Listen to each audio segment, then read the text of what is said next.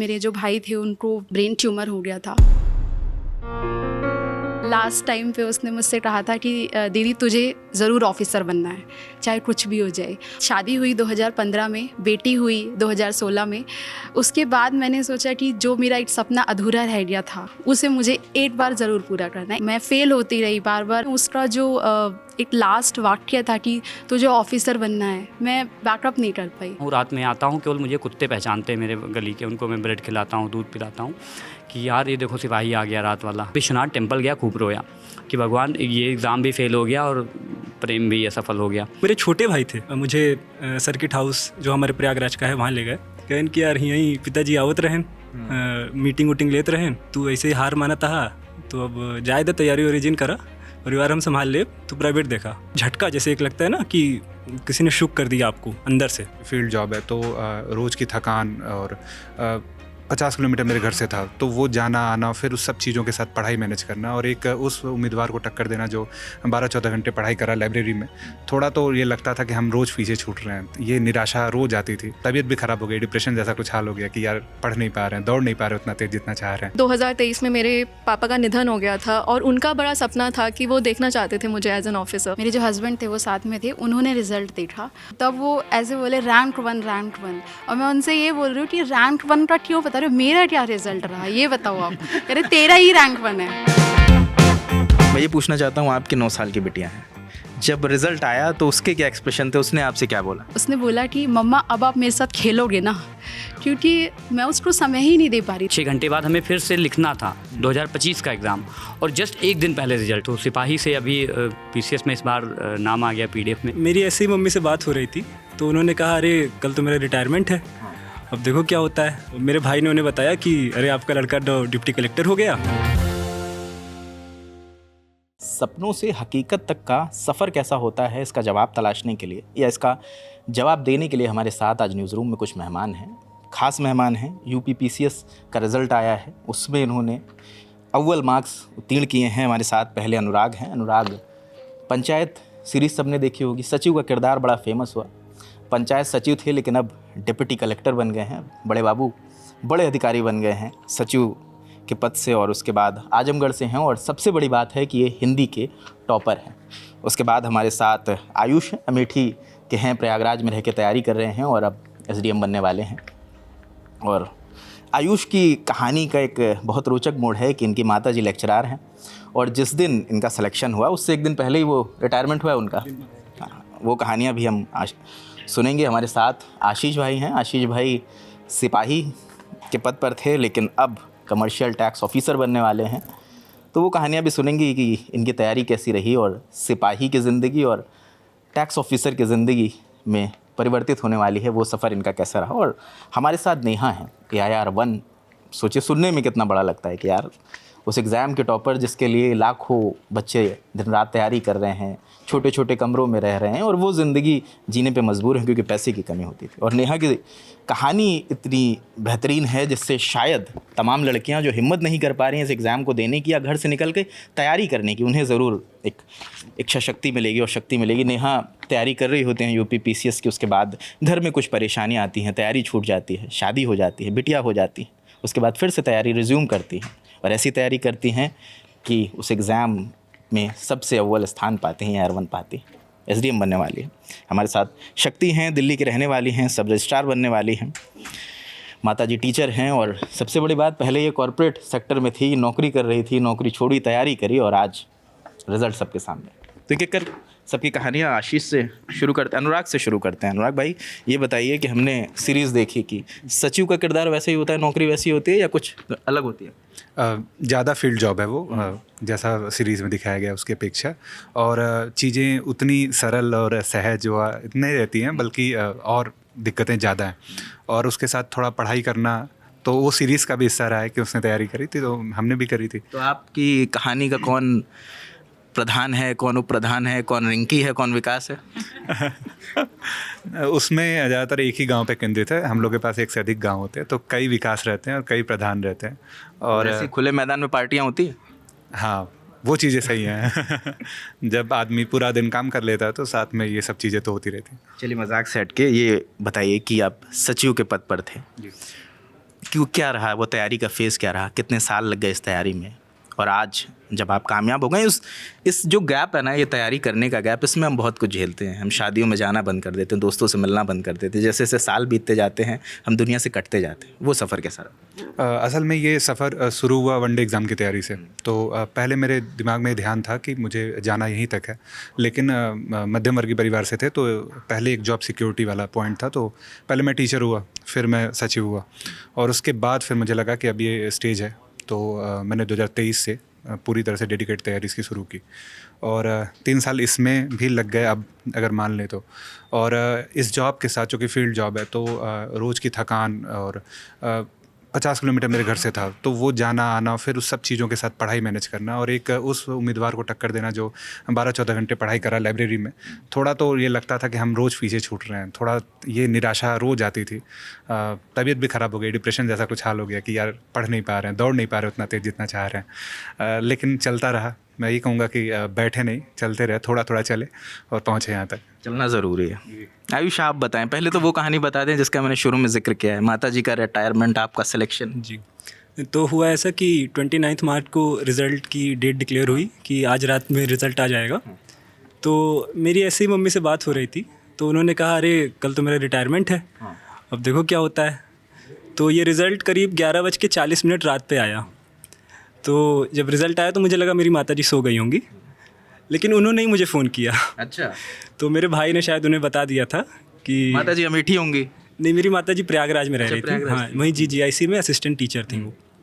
तो मेरे भाई ने उन्हें बताया कि अरे आपका लड़का तो डिप्टी कलेक्टर हो गया। तो मेरी मम्मी ने ही मुझे फ़ोन किया, मैं लेट गया था, सोने वाला था। तो उन्होंने कहा अरे बेटा, तुमने तो मुझे सबसे बड़ा गिफ्ट दे दिया, अब मैं कल जाऊँगी तो कम से कम ये बता पाऊँगी कि मेरा बेटा अधिकारी बन गया। ये मुझे लगता है हर परिवार का सबसे गर्व का अगर मोमेंट होगा तो यही होगा कि हमारे बाबू अब अधिकारी बन गए। हाँ, ये मतलब जो हम किस्से कहानियाँ पढ़ते हैं, फेरी टेल जो जिसको कहते हैं, तो मेरे साथ तो वही घटित हुआ। समय अवश्य लगा, मुझे 4 अटेम्प्ट लगे, मैं 2021 से लगातार प्रयासरत था, लेकिन मैंने अपनी माँ को उस समय गिफ्ट दिया जब उन्हें सबसे ज़्यादा ज़रूरत थी। नहीं तो रिटायरमेंट के बाद भी अगर ये लेवल लेके चलते कि अरे बेटा अभी भी तैयारी ही कर रहा है, तो थोड़ा मुझे लगता कि वो बर्डन थोड़ा ज़्यादा हो जाता। पूरा खर्चा वही वहन करते थे। जी जी, मेरे पिताजी का देहांत हो गया था, तो मेरी माताजी ने मेरी पूरी पढ़ाई संभाली, मतलब ग्रेजुएशन से लेके मेरी तैयारी तक जितना भी खर्चा था सब उन्होंने ही वहन किया। और बस मैं ये गिफ्ट उनको दे पाया, मैं सबसे खुश इसीलिए हूँ। हम सब खुश हैं उसके लिए। आशीष भाई हैं, आशीष भाई का ये जो परिचय है, ये डिप्टी टैक्स ऑफिसर का छोटा परिचय। इनका कहना है कि हम पहले 3 तालियाँ हैं फिर अधिकारी हैं। अरे ठीक है, हाँ जी, मैं 3 ताल सुनता था। मैं कानपुर में सिपाही था, तो चूँकि रात के सन्नाटे भरी मैं कई बार सन्नाटों में ड्यूटी करता था, तो 3 ताल सुनता था। उसमें लोग लेटर लिखते थे, वो अपने एक्सपीरियंसेस शेयर करते थे। तो मेरा भी, क्योंकि सिपाही की नौकरी होती थी, रात भर जागना होता था, तो मैं भी लिखने पढ़ने वाला हमेशा से अप्रिशिएट करता था इस कला को। तो मैं भी अपने लेटर लिखता था 3 ताल में। तो कुलदीप भैया हैं, ताऊ हैं, कांचा हैं, इन लोगों से मेरी भेंट मुलाकात भी हुई है। अवध प्रांत के संयोजक भी हैं। हाँ, नहीं, काफ़ी लोग हैं, मेरे दोस्त हैं, गौरव हैं, और काफ़ी उसमें त्रिलोकी जी हैं, काफ़ी लोग हैं जो हम लोग मिलते रहते हैं लखनऊ में। तो सिपाही से अभी PCS में इस बार नाम आ गया PDF में, तो वही ग्रेटिट्यूड एक्सप्रेस करने के लिए यहाँ भी ये जब रिजल्ट देखा तो कहाँ, थाने में थे, ड्यूटी पर थे? नहीं, जब रिज़ल्ट आया तो मैं 2025 का भी एग्ज़ाम चल रहा था, तो हम लोग सिविल लाइन में ही थे, रुके थे रात में 12 बजे एक होटल में कि 6 घंटे बाद हमें फिर से लिखना था 2025 का एग्ज़ाम, और जस्ट 1 दिन पहले रिजल्ट आया। इंसान मानता नहीं है, जितने एग्ज़ाम होंगे सब देंगे। हाँ, ये तो रहता है सर, ये प्रोसेस है, इसमें अटेम्प्ट पे अटेम्प्ट लोग देते रहते हैं। तो उसी अटेम्प्ट का हिस्सा हम भी रहे हैं, और इस बार फलीभूत हुआ है, तो थोड़ा खुश हैं और मिल रहे हैं लोगों से। और भैया लोगों से मिलना था, ताऊ से मिलना था मुझे, तो हम लोग वही भेंट करने आए हैं, और अब सबसे मुलाकात भी हुई है और अच्छा लग रहा है। अच्छा, सिपाही की आप नौकरी कर रहे थे, बहुत हेक्टिक जॉब होती है, हम देखते हैं, कोई छुट्टी नहीं, 24-24 घंटे लगा दिया, ड्यूटी पर खड़े हैं। अब दुनिया बहुत बदलने वाली, कितनी बदली है इतने दिन? आपने ऐसा बोला तो जब मैं इस वातानुकूलित आपके हॉल में आप मेरा साक्षात्कार या बात कर रहे हैं, इसी समय कोई क्लाइमेट चेंज के दौर में 45 डिग्री में कोई सिपाही दरोगा ड्यूटी कर रहा होगा, उसकी वर्दी भीग चुकी होगी, तो मैं भी, मेरे हिस्से का एक कोना सिपाही ही रह जाएगा शायद जीवन भर। निकलना काफ़ी मुश्किल होगा, क्योंकि 7-8 साल मैंने वो देखा है, झेला है, तो वो मेरे लाइफ का हिस्सा रहा है। इन बीच बस खुश लाइक मैं ग्रेटफुल हूँ कि उन किताबों को मैंने नहीं छोड़ा जो मैं जिनको मैंने पढ़ा सिरहाने रखा। और पढ़ने लिखने का शौक़ था तो हर महीने अपनी सैलरी से मैं किताबें ख़रीदता था। कितना डिवोट कर देते थे, कितने परसेंट सैलरी? हाँ, मैं मेरे रूम में किताबें ही होती थी। कोई दरोगा आए, कोई सिपाही आए, भैया किताब लेके चले गए। मतलब अभी काफ़ी लोग हैं, भाई दे देना कोई हो तो। ये ताने नहीं मारते थे कि नहीं, मतलब लेके जाते थे, अरे भाई ये किताब भी रखी हो तुम, पुलिस में कौन पढ़ लेता इतना, ठीक है। तो मुझे शौक़ रहता था कि इसी बहाने अपने आप को चार्ज रखना होता था कि भाई किताबें आसपास रहेंगी। एग्ज़ाम्पल्स के थ्रू मेरे बॉस थे IPS सुमित सर, उन्होंने काफ़ी मदद की।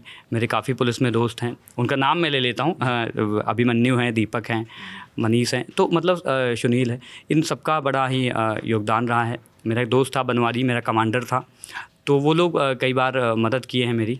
तो सबका कलेक्टिव रहा है मेरे में कि भाई मैं तो पढ़ लेता था, लेकिन जब ड्यूटी के बाद आना है, कोई खाना ले आता था, कोई मैनेज करते थे लोग कि भाई कैसे मैनेज करते थे? सिपाही का तो यार काम बहुत हेक्टिक होता है। बहुत हेक्टिक होता था, तो सबके सहयोग से ही चलता था। और मेन बात है ना, विनम्रता बहुत रही है कि मैंने कभी भी पुलिस में किसी से ऊंची आवाज़ में बात नहीं की, क्योंकि अगर किसी को ये लग जाएगा कि वीडियो तो बड़े वायरल होते हैं कि यार ये पुलिस वाले बहुत मारते हैं। हाँ, राइट, ऐसा है। मारते वरते थे आप लोगों को? कुछ एग्जाम्पल हैं भैया, सभी डिपार्टमेंट में ऐसे हो जाते हैं कई बार। वो इतना जो है, इतना वर्कलोड है, वर्क प्रेशर है, तो वो भी समझना पड़ता है लोगों को, उसमें कुछ एक गलतियाँ हो जाती हैं। तो बट ओवरऑल सबके कंट्रीब्यूशन से इस बार नाम है, तो सभी का शुक्रिया। बहुत खुशी की बात है। नेहा, आप पर आते हैं। बड़ी ऐसी कहानी है, मुझे ज़रूर लगता है कि जो लोग ये वीडियो देखेंगे उन्हें ज़रूर हिम्मत और संबल मिलेगा।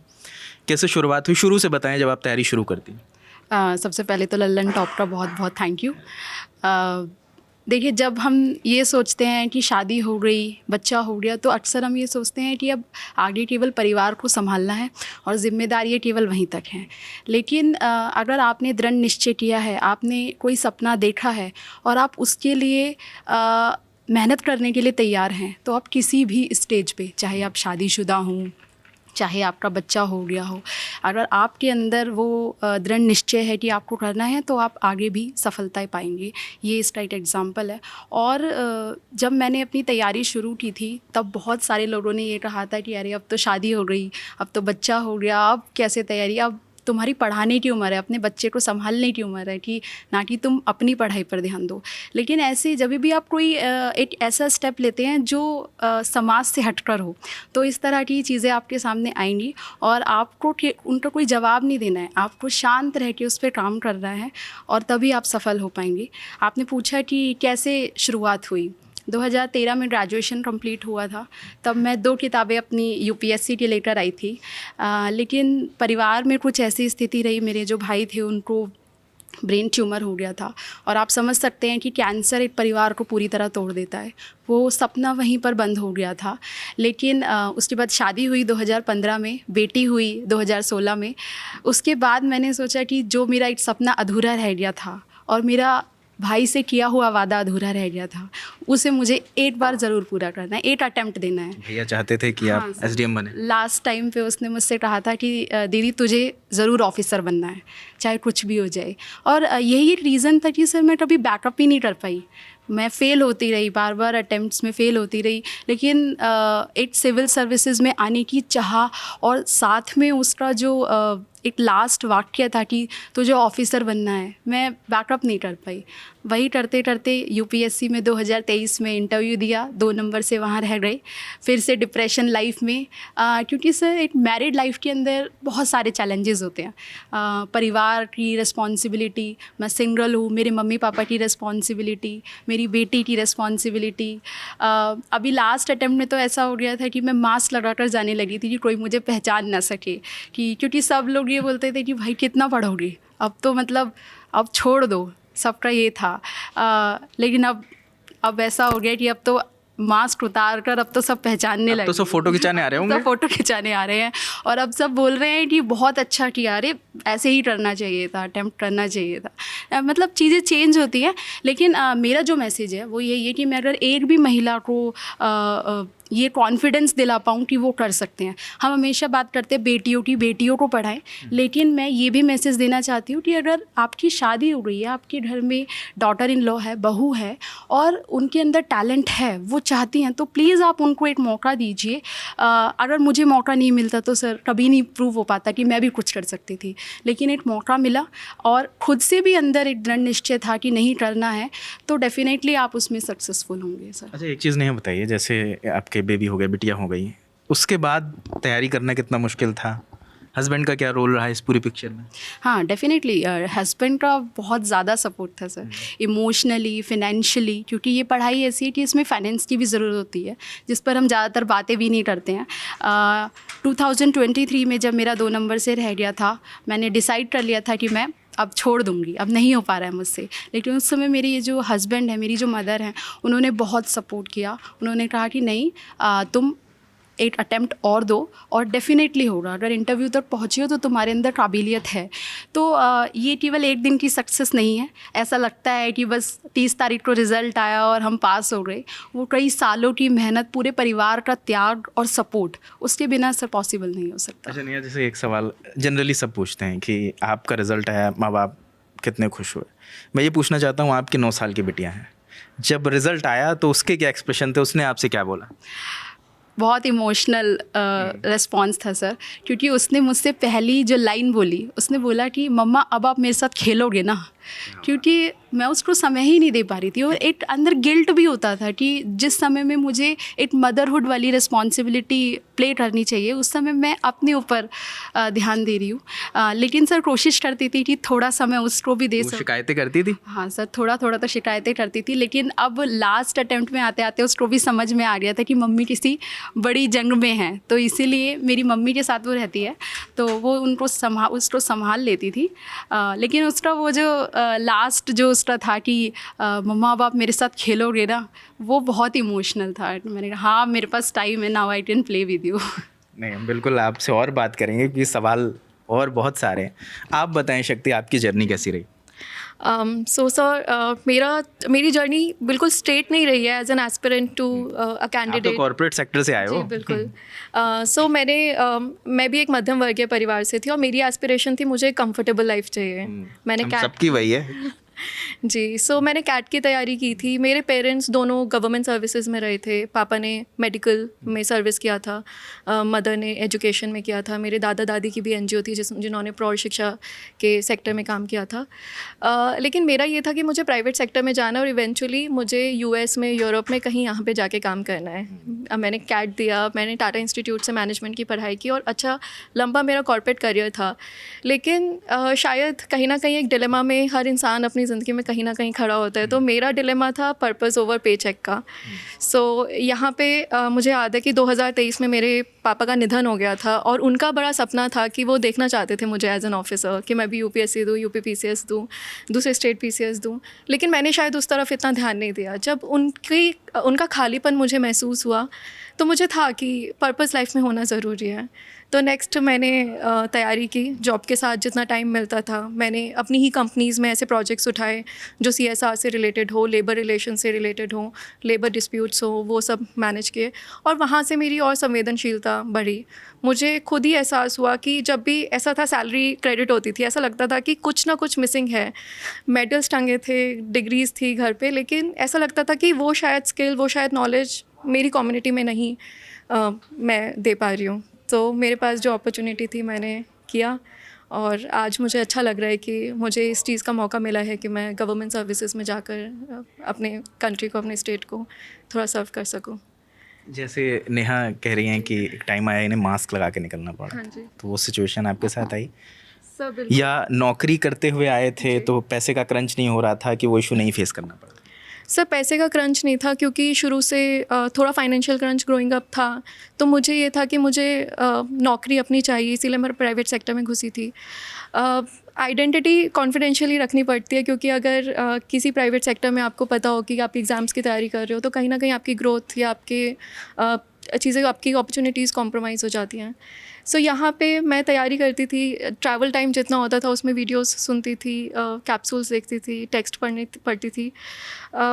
और साथ में ऐसा था कि at the age of 31 I started contemplating कि मुझे एक नया करियर उठाना है। तो लोग सवाल उठाते थे लोग कह रहे होंगे ना कि यार बनी बनी ज़िंदगी थी, बढ़िया ऑफिस था, बढ़िया जॉब था, छोड़ के इधर आ गए, इसमें उतनी सैलरी भी नहीं होगी। बिल्कुल सर, यही सवाल आते थे। फिर सवाल आता था कि शादी करो, सेटल डाउन हो, गवर्नमेंट सर्विसेज में जाओगे, पता नहीं कहाँ पे पोस्टिंग होगी, कहाँ शादी का अपॉर्चुनिटी मिलेगी। सो वो सारे प्रेशर्स आते थे। एग्ज़ाम्स मैंने भी दिए तो मैं भी अपनी आइडेंटिटी कंसील करती थी। इनफैक्ट रिजल्ट डिक्लेयर होने के बाद भी मैंने कहीं पे फैमिली में कहीं डिक्लेयर नहीं किया कि मेरा ये रिज़ल्ट आ गया। वो शायद नियुक्ति पत्र के बाद ही उनसे शेयर किया गया। सो ऐसा ही मेरी जर्नी रही है कि थोड़ा बहुत डाउट्स आते थे, सेल्फ डाउट्स आते थे, दूसरों के डाउट्स आते थे कि ये कोई शायद उम्र नहीं है आपकी करियर चेंज करने की, बहुत साल लग जाएंगे, अब तैयारी इस वक्त शुरू करोगे तो। पर मुझे लगा कि जब पर्पस इंटरनली ड्रिवन था और मुझे पता था कि it is not just the pay check जिससे सेटिस्फैक्शन मिलेगी, एक पर्पस होना ज़रूरी है। तो ये कुछ बदलाव की बात है, बदलाव करें। अनुराग भाई ये बताओ यार कि आप लोगों का फील्ड जॉब है, इतना हेक्टिक रहता है, और जब मैं भी तैयारी करता था यूपीएससी के, हमसे तो नहीं हो पाया, आप लोग की मेहनत उतनी नहीं कर पाए। ये बताइए कि जैसे कहते हैं कि 8-8 10-10 घंटे पढ़ना पड़ता है और आप लोग का फील्ड जॉब होता है, तो कितने घंटे पढ़ना पड़ता है इसके लिए? नहीं सही है, 8-10 घंटे तो पढ़ना ही पड़ता है। कहाँ से लाते थे वो घंटे? वो घंटे रात अपनी कुर्बान करनी पड़ती। प्रधान जी से मांगते थे? नहीं, प्रधान जी सहयोग तो रहता था, ऐसा नहीं, मैंने उन्हें बताया था, लेकिन वो बेसिकली वो रात ही जाती थी उसमें, और एक तरह से कुछ तो कॉम्प्रोमाइज़ अब करते ही हैं। तो कितने घंटे फिर सोते थे? बहुत कम, 4-5, उससे ज़्यादा नहीं। तो ये लंबा चला, तो उससे हेल्थ कॉम्प्रोमाइज़ हुई, लेकिन वही है ना, आप कुछ देते हैं तभी कुछ मिलता है। ये कौन सा अटेम्प्ट था जिसमें आपका क्लियर हो? ये थर्ड है। Third attempt. ये अच्छा सवाल सबसे है, छोटी छोटी प्रतिक्रिया लूँगा कि आपके ज़िंदगी में आप लोग, किसी का थर्ड है, किसी का फोर्थ अटेम्प्ट है, सब लोग लंबी तैयारी करके आए, वो मोमेंट मैं जानना चाहता हूँ जिस मोमेंट पे लगा यार अब बहुत हो गया यार, क्योंकि हर रिजल्ट के बाद शायद वो मोमेंट आ सकता है, तो उस पर क्या कहना है? वो आपका मोमेंट कौन सा था जिसमें आप बहुत लो डाउन हुए और फिर किसने संभाला?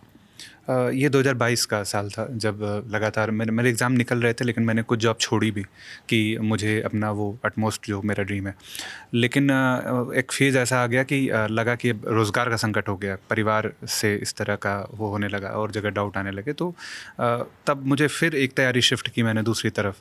तो 2022 वो साल था और मैंने एकदम बंद कर दिया था इसकी तैयारी। करीब 8-10 महीने मैंने एकदम पढ़ा नहीं पीसीएस के लिए।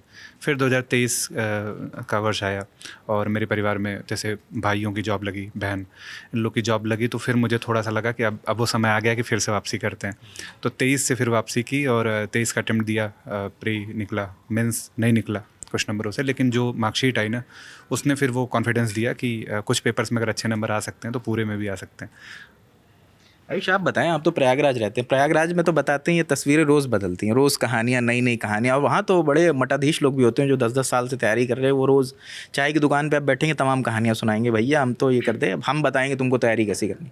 ऐसे लोग मिलते थे, ये भी बताएं, और फिर बताएं ये आपका मोमेंट कौन सा था? नहीं सर, बिल्कुल मिलते थे, मतलब बहुत सीनियर्स रहते थे। जैसे मैं कोई आंसर लिखा, मान लीजिए मेंस का कोई आंसर लिखा और उनसे चेक करवाने गया, तो वो कई बार ऐसे बताते थे, अरे तुम्हारा लेवल ही अभी बहुत कम है। उनका नहीं निकला मगर एक बार तो मतलब जो आप कह रहे हैं कि मठाधीश हैं तो उनकी थोड़ी वो है, इज्जत है वहाँ पे, तो उनका जैसे ओपिनियन रहता था कि यार इसमें तुमने ये चीज़ जोड़ा ही नहीं, ये तो बहुत बेसिक चीज़ है। तो कभी कभी डिमोटिवेट भी हो जाते थे खुद से कि अरे यार सर सही कह रहे हैं, मतलब ये तो मतलब सही कह रहे हैं, बहुत बेसिक चीज़ थी है। तो बाद में लगता था, लेकिन सर मुझे लगता है कि अगर आप प्रयासरत रहते हैं तो कोई कुछ भी कहे आपका हो ही जाना है।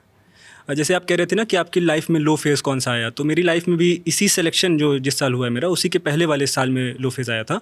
मैंने ऑलमोस्ट गिव अप कर दिया था। जैसे नेहा मैम ने बताया कि एक आप आता है ना कि अब छोड़ो यार, अब हो गया, बहुत हो गई तैयारी, तो मैं ऑलमोस्ट गिव अप करने वाला था। तो जैसे आपने बोला कि कौन थे आपके जो जिन्होंने मोटिवेट, तो मेरे छोटे भाई थे।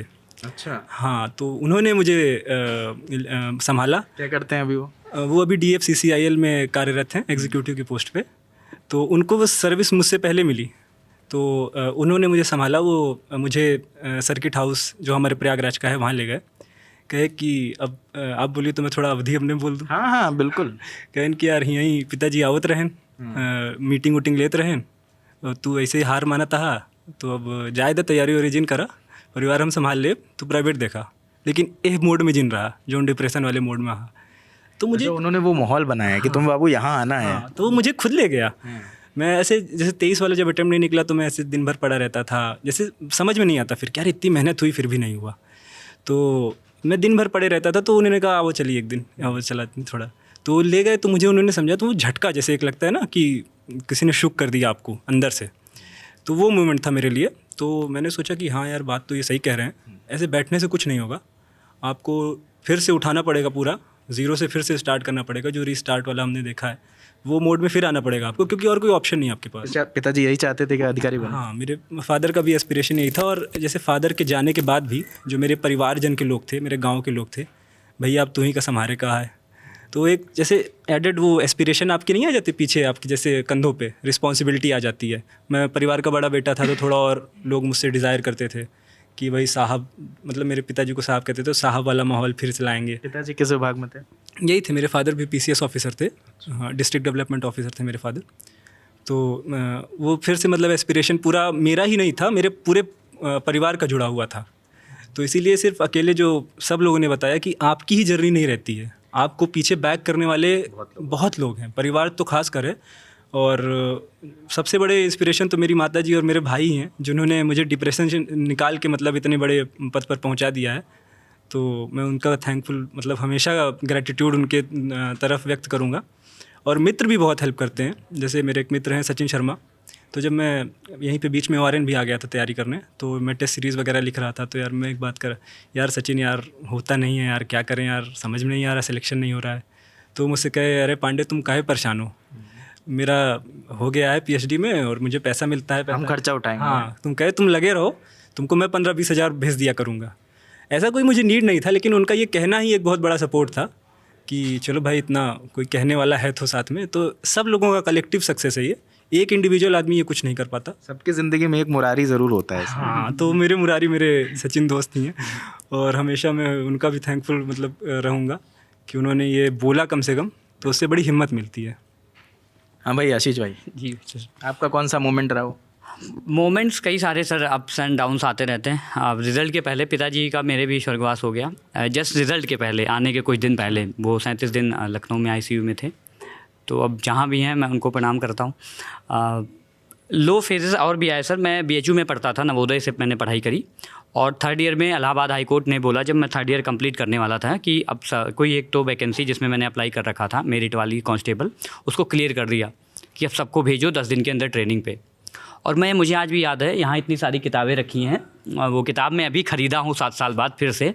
मैं मुराकामी को पढ़ रहा था सेंट्रल लाइब्रेरी में बैठ के, और कुछ लास्ट पेजेस बचे थे कि यार 2 दिन 10 दिन में सिपाही ट्रेनिंग करने जानी है। और मैं मतलब ऑब्वियसली सिपाही की नौकरी बहुत होती है, सब कुछ होता है, लेकिन मेरा ग्रेजुएशन छूट गया। मैं अगेन सिपाही में आया, ट्रेनिंग किया, सबके पास गया, नातबाज रिश्तेदार या तो इतने गरीब की कोई मदद नहीं कर सकते, या तो इतने अमीर की पहुंच से बाहर हैं।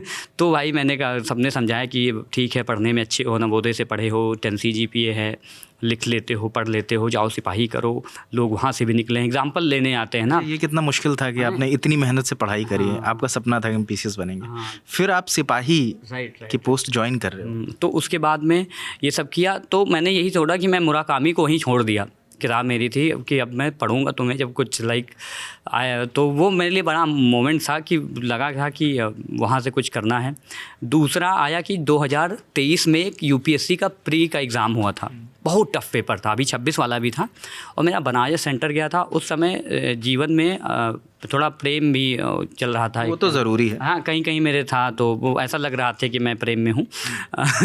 तो उस समय मैं हूँ क्या, अभी नहीं है? नहीं, अभी तो नहीं हूँ, उस समय की बात है 2023 में। वो भी एक लो अब उनका कॉल आ रहा है? नहीं, वो डॉक्टर साहिबा कहीं चली गई, आई डोंट नो, किसी को बताया नहीं अधिकारी बन गया? वो सफ़ेद सूट पहन के किसी दूसरे की काली बुलेट पे बैठ के चली गई 2023 में ही। तो उसी दौरान मेरा एग्जाम्पल, अब रिग्रेट कर रही होंगी?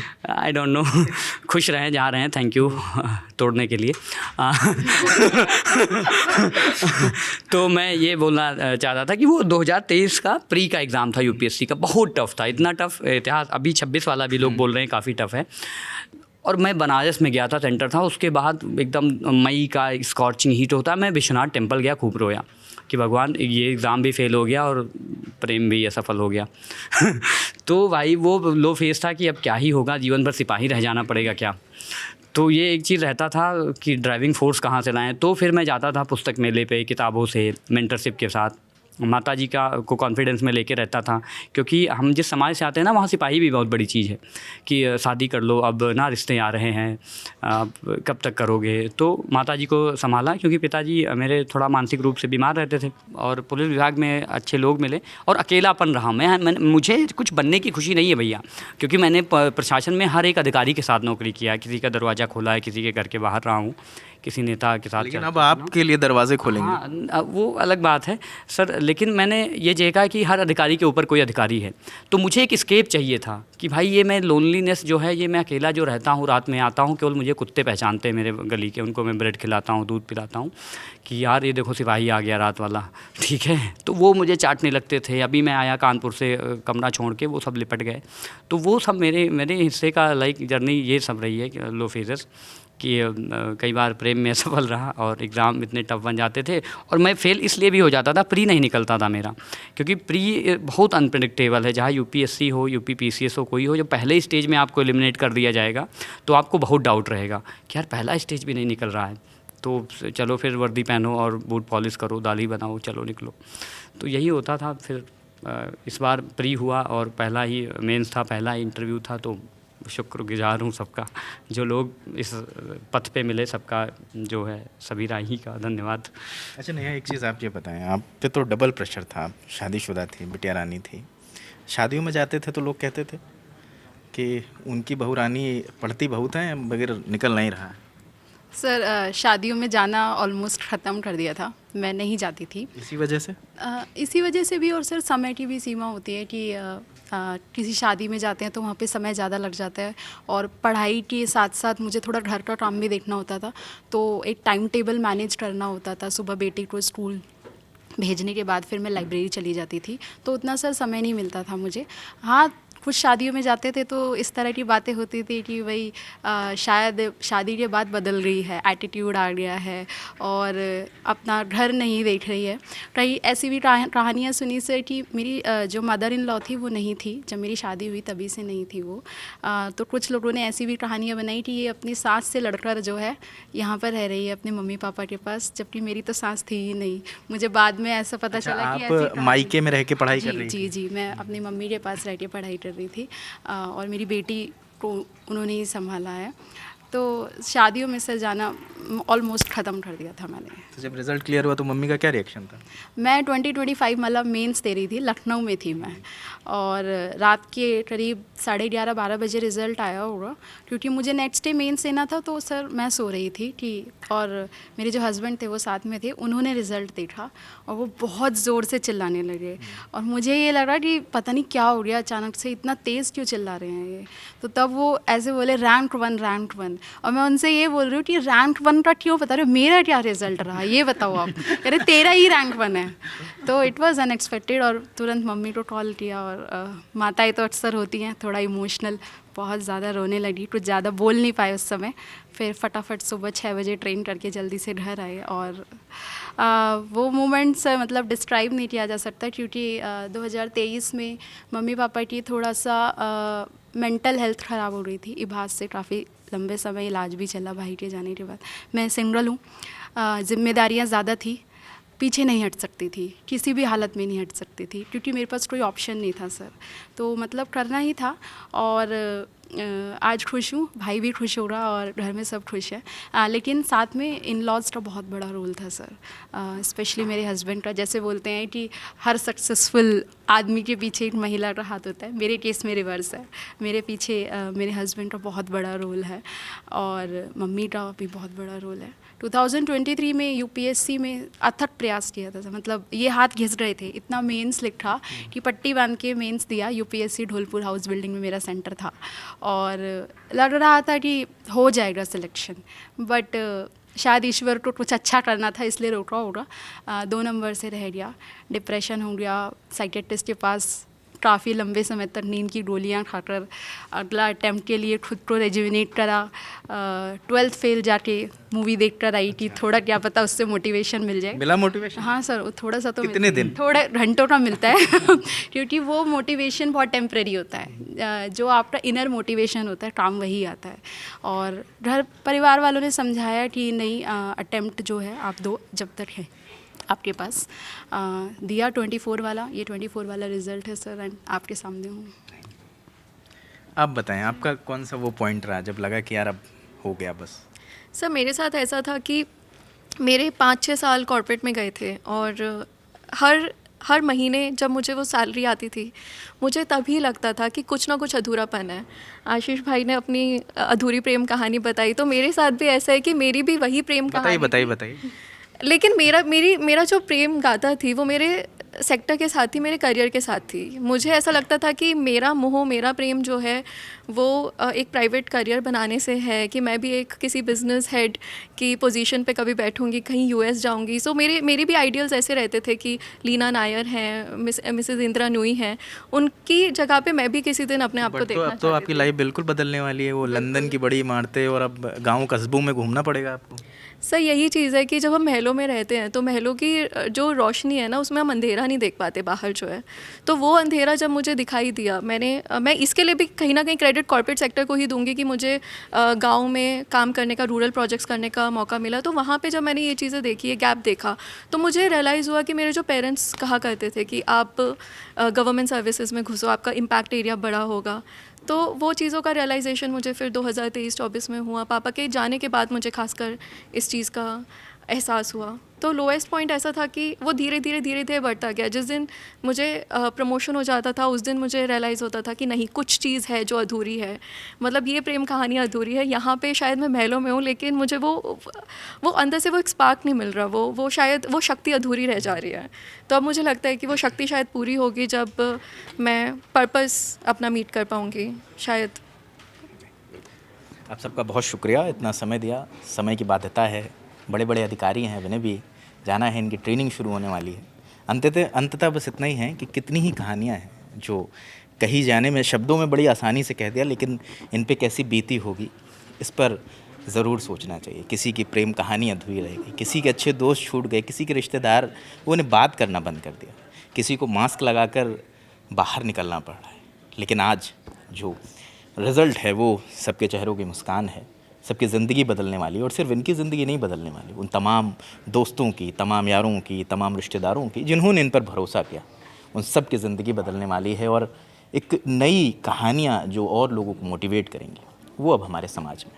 इस बातचीत को आप कैसे लेते हैं, या आपको भी इंस्पिरेशन मिली, या आपकी भी कहानी अगर ऐसी है तो हमें कमेंट सेक्शन में ज़रूर बताएं। इस वादे के साथ विदा ले रहे हैं कि दोबारा फिर मुलाकात होगी, फिर जब ये अधिकारी बन के आएंगे, फिर इनके किस्से कहानियाँ आप तक लेकर आएंगे। तब तक ललन टॉप के साथ बने रहें। मेरा नाम रजत है, कैमरे पे योगेश हैं। देखते रहे ललन टॉप। शुक्रिया।